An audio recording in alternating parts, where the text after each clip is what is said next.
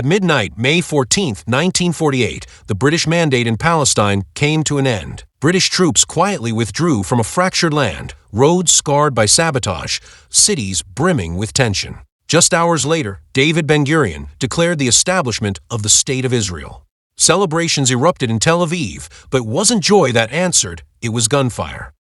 The next day, armies from Egypt, Jordan, Syria, Iraq, and Lebanon crossed into Palestine. A coordinated assault from every direction.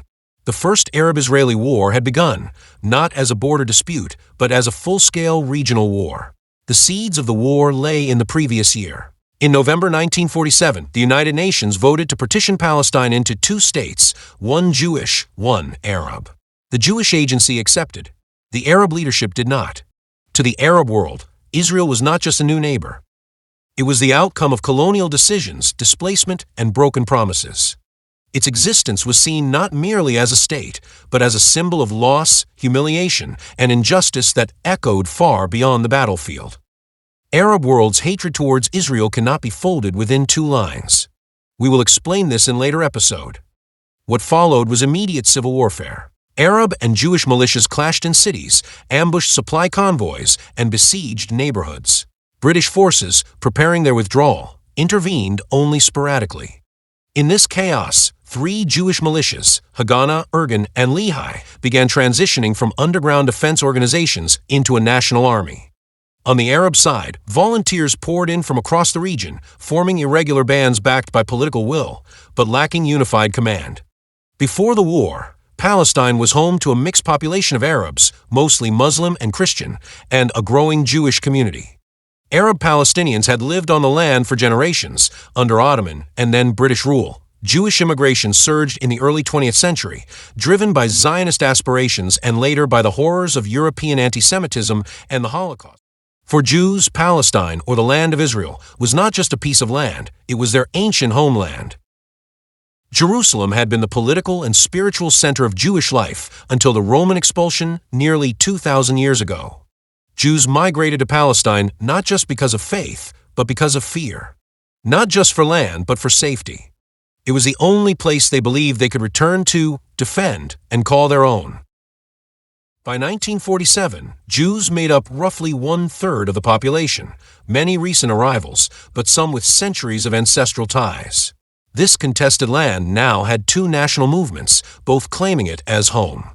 On May 15, 1948, just hours after the declaration of the State of Israel, 5 Arab armies invaded. From the south, Egyptian forces crossed into the Negev desert, aiming for Tel Aviv through Beersheba.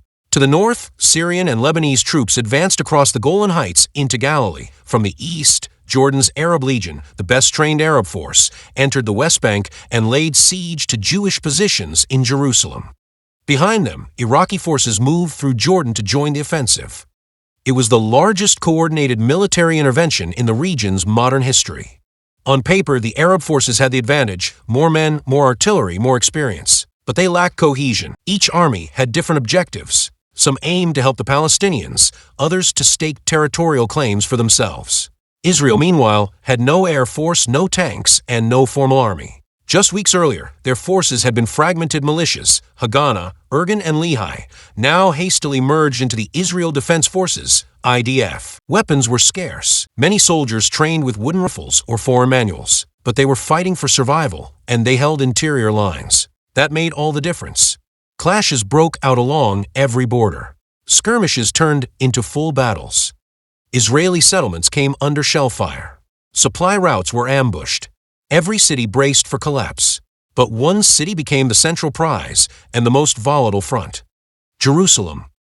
A city sacred to all three Abrahamic faiths. To Jews, the ancient capital and home of the Western Wall.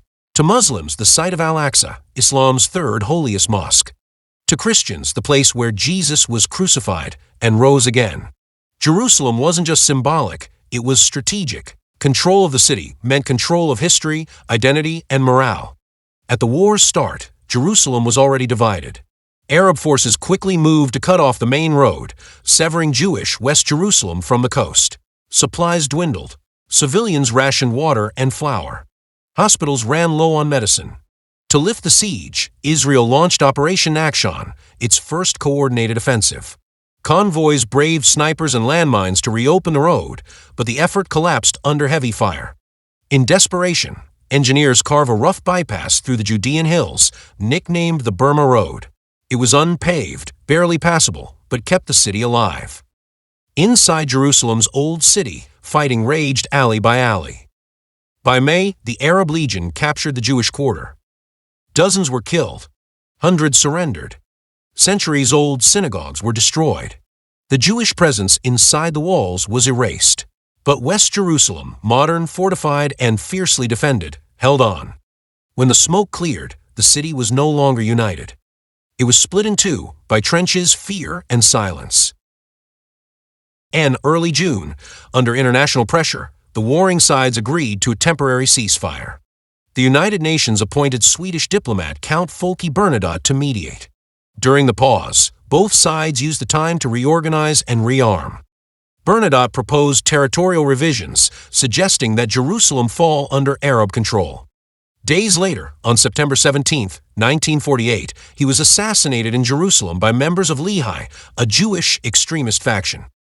His death shocked the international community. It also signaled the collapse of any hope for a quick diplomatic resolution. The tide of the war began to shift, not on the battlefield, but in the cargo holds of foreign planes. In late spring of 1948, while the Arab armies pressed in, a secret deal was finalized. Despite a global arms embargo, Israel had found a lifeline, Czechoslovakia, then under Soviet influence. Though publicly neutral, the Soviet Union had quietly supported the 1947 UN partition plan. Their motive was strategic: undermine British colonial influence in the Middle East and plant a potential ally near the Suez Canal.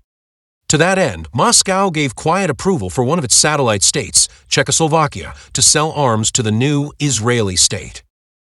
The order was made quietly by agents of the Jewish Agency, operating through European intermediaries. The contract included rifles, machine guns, mortars, and critically, dozens of Messerschmitt fighter aircraft, repainted and rebranded. The operation was code-named Balak. Arms were flown from Zatek airfield in Czechoslovakia to Israeli-held airstrips in the Negev, under threat of interception. Czech pilots, many of them World War II veterans, helped ferry the supplies, violating neutrality but shifting the war. For the first time, the Israel Defense Forces had firepower to match their opponents that, no longer on the defensive, they prepared to strike. In July, Israel launched Operation Danny, its largest offensive to date, targeting the central towns of Lydda and Ramle. These towns sat along the road between Tel Aviv and Jerusalem and were considered vital to securing central Israel. The fighting was brutal. House-to-house combat. Civilian panic. By the time the towns fell, tens of thousands of Arab residents had fled or were expelled, one of the largest displacements of the war. In the north, Operation Hiram swept through Galilee, clearing Syrian and Lebanese positions. In the south, Operation Harev pushed deep into the Negev, driving Egyptian forces back toward Rafah and the Sinai border. Israel was no longer defending lines. It was redrawing them. Military pressure, regional fatigue, and international diplomacy finally brought the fighting to a halt. Between February and July 1949, Israel signed armistice agreements with Egypt, Lebanon, Jordan, and Syria. These agreements redrew the map. Israel's territory now extended far beyond the UN partition plan by roughly 23%. But the victory was incomplete, and the consequences far from settled. Roughly 750,000 Palestinian Arabs had been displaced, fleeing the fighting, driven out by advancing forces, or removed from captured areas. Villages were abandoned, properties confiscated, and a refugee crisis began that has never fully resolved. Meanwhile, Jewish immigrants from Europe and the Middle East began arriving en masse, filling the vacuum and shaping the new Israeli society. The war left behind two opposing historical truths. For Israelis, it was a war of independence, a miraculous victory in the face of overwhelming odds. By war's end, over 400 Palestinian villages had vanished from the map. Some left under fire. Others were forced out during Israeli operations. Many believed they would return in weeks. They never did. In their place rose new Israeli settlements, roads, and borders. Militarily, it had shown that Israel was here to stay. Politically, it marked the beginning of a wider regional conflict that would resurface in future wars in 1956, 1967, 1973, and beyond. No peace treaty followed, just armistice lines and cold hostility. The guns fell silent. But the conflict had only just begun.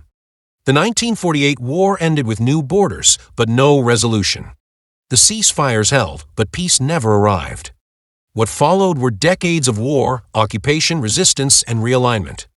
To understand how this early firestorm evolved into one of the most complex conflicts of the modern world, follow our upcoming episodes as we chronicle every war, every turning point, and every shadow cast by 1948.